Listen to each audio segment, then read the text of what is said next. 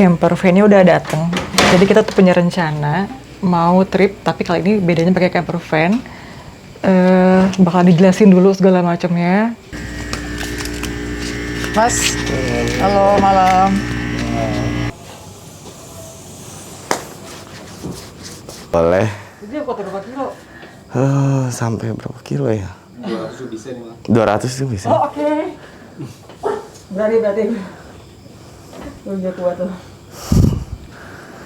Seratan yang nguncinya.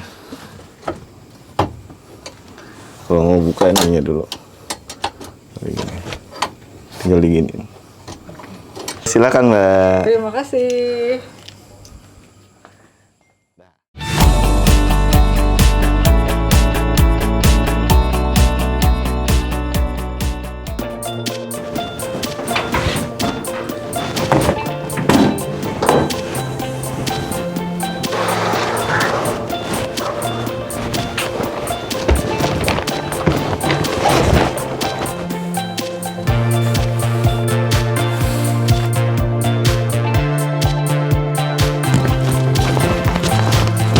Lagi dengan saya Gemala Hanafiah, boleh dipanggil dengan Al aja. Dan di Sukabumi tuh rencananya mau ke Pelabuhan Ratu, tepatnya itu kita bakalan camping di Lagon Pari. Terus nanti bakalan mau surfing pastinya, soalnya yang namanya Pelabuhan Ratu, Lagon Pari, Cimaja itu emang tempat surfingnya anak-anak Jakarta. Dan ombaknya bagus banget, konsisten banget. Aku udah cek ombak sih, terus agak kecil. Mudah-mudahan masih dapat ombak ya. Amin. Juga pengen kita mau ke Curug Larangan, itu ada di Geopark Ciletuh. Aku juga baru pertama kali ke sana, jadi kita sama-sama ini ya, explore pertama kali ya. Dari Curug Larangan lanjut ke pemandian air panas Cisolok. Jadi kebayangkan udah habis explore, udah habis menjelajah, terus kita leha-leha. Kena air hangat dulu, air belerang untuk menyembuhkan semua rasa pegal-pegal di badan. Oke, jadi mudah-mudahan ekspor kita kali ini bakalan seru.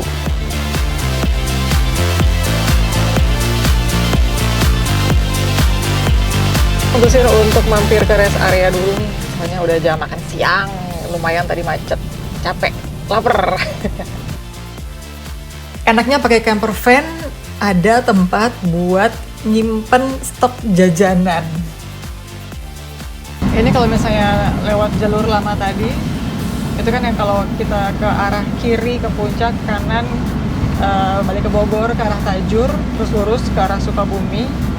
Nah ini kita ngambil yang tol barunya, yang tol Cigombong, jadi lurus aja. Terus itu sampai kita keluar tol, kalau misalnya jalur lama sama jalur baru, itu bedanya bisa sampai 40 menit. Jadi lumayan banget nolongnya. Pengennya sih bisa lebih jauh lagi nih keluarnya, bisa lebih dekat lagi ke arah Sukabumi, tapi enggak, kita keluar lebih cepat. Jadi masih ada kena macet, tapi lumayan lah, save 40 menit itu udah nolong banget. Kita keluarnya di Cigombong. Dari sini masih perlu sekitar 3 jam lagi kali ya. Tergantung traffic sih, tergantung macet atau enggaknya. Kita ngelewatin pasar Cicurug, nggak kelihatan pasarnya sih. Tapi di sini merupakan salah satu titik kemacetan juga yang biasanya terjadi dan lumayan menghambat. Itu depan kayaknya mulai ada sedikit padatan.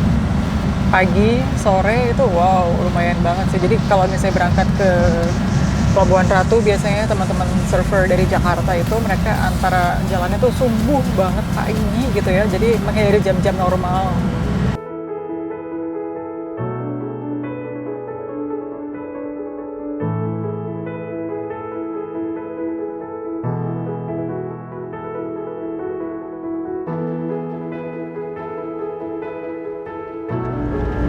Kalau lewat Cikidang tuh yang paling enak nyetir sih.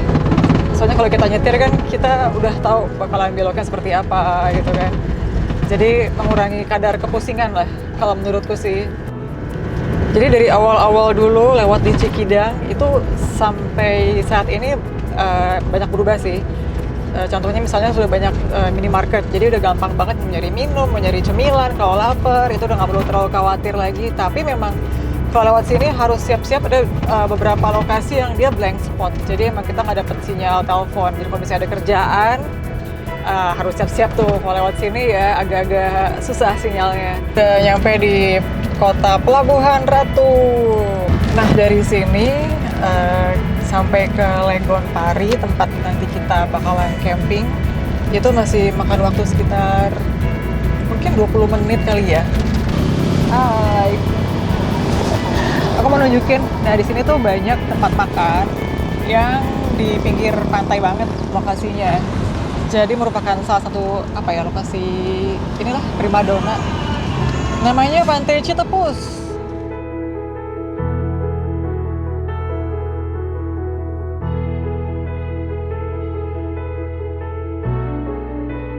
Oke, udah nyampe di Sukabumi, tepatnya di Legon Pari. Jadi ini satu lokasi surfing. Kalau lagi on ini bagus banget tempat ini, tapi lagi nggak ada ombak. It's okay, tetap bagus tempatnya.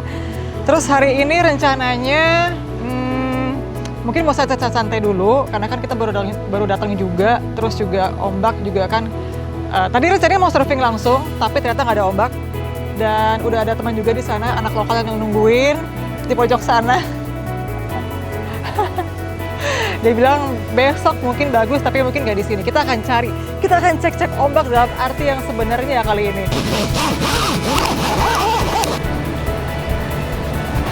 Jadi kalau nginep pakai camper van itu lumayan banyak sih mesti dipertimbangkan. Kan pastinya kita mesti mikirin soal listrik, butuh pasokan listrik, misalnya mau ngecas atau mau tambahan lampu. Kalau malam kan lumayan gelap pasti kan. Terus juga kamar mandi, karena nggak semua camper van itu ada kamar mandinya. Jadi kita harus pikirin tempat nginep kita itu gimana nih, jangan asal datang terus asal tinggal aja gitu kan. Nah kalau misalnya di sini, kenapa aku milih si Legon Pari ini? Karena kita emang boleh camping di sini. Selain dia juga punya tempat menginap kan, kita bisa camping di sini. Terus kita bisa sewa kamar mandinya aja, dan itu lumayan murah, sekitar 20-30 ribu aja sehari. Jadi ya oke lah, kita dapat kamar mandi, dapat view yang bagus juga, terus juga lingkungannya tertutup jadi aman kan. Jadi kalau misalnya mau ninggalin mobil segala macam gitu, masih oke.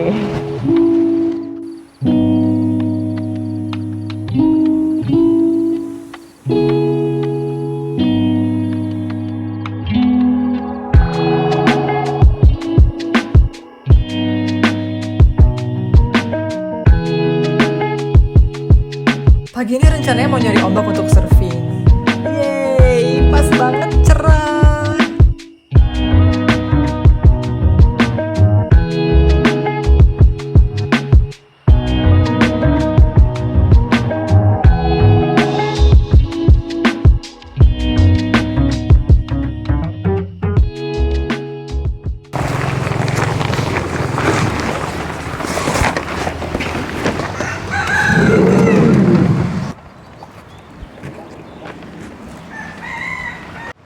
Kata Bina, di sini lagi bagus soalnya setnya lagi nggak terlalu besar, jadi Cimaja dan Legon Pari nggak ada ombak.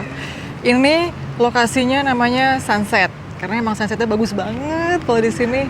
Terus di sini memang terkenal buat belajar, jadi ntar kita bisa minta tips-tipsnya Bina untuk belajar. Terus kalau pantainya, ini karakternya yang dibilang dengan beach break, jadi pantai itu berpasir, dia nggak ada karang.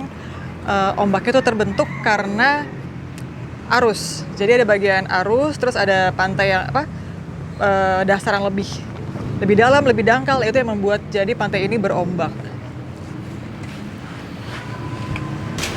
Jadi kalau buat nongkrong sih salah satu yang paling enak kalau menurut aku sih di sini. Jadi banyak ada balai-balai, kalau misalnya capek ngantuk abis surfing gitu bisa tiduran sebelah kiri kanan tuh. Terus juga karena udah kenal juga sama yang punya, bukannya bisa ngutang, enggak, cuman bisa naruh barang dengan aman dijagain. Terus juga di sini enak makanannya, jadi ada ikan bakar, ayam bakar, nasi goreng, mie goreng gitu biasa lah ya. Terus ada jus-jusan juga, kopi, teh gitu, dan harganya tuh nggak mahal. Jadi kayak jus misalnya cuma 18 ribuan, terus kayak nasi goreng cuma 20 ribu. Jadi juga aku lihat di menunya ikan bakar, ayam bakar gitu, satu porsi bisa buat berdua, bertiga gitu, yang satu ekor gitu, cuma 50 ribu. Jadi oke lah, enak buat nongkrong di sini. Sambil nungguin misalnya ombaknya mau pasang nih akan ada ombak, kita tungguin dulu sekitar setengah jam, leha-leha. Nanti juga ada mie instan, itu sih banyak alasan ya untuk makan mie instan ya.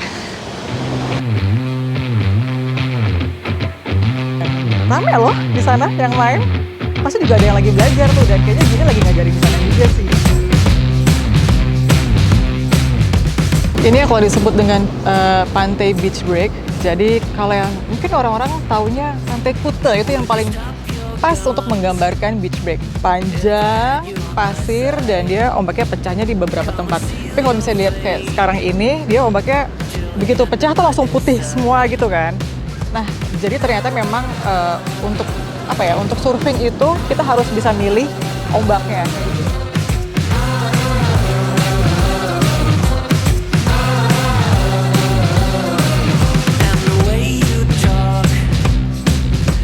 Jadi kalau misalnya ombak itu pecah kiri kanan, di tengahnya tuh ada yang nggak pecah, nah itu namanya channel. Karena dengan begitu kita bisa apa ya? Bisa mempergunakan ombak yang pecah itu, tapi nggak langsung pecah semuanya, ada jalurnya.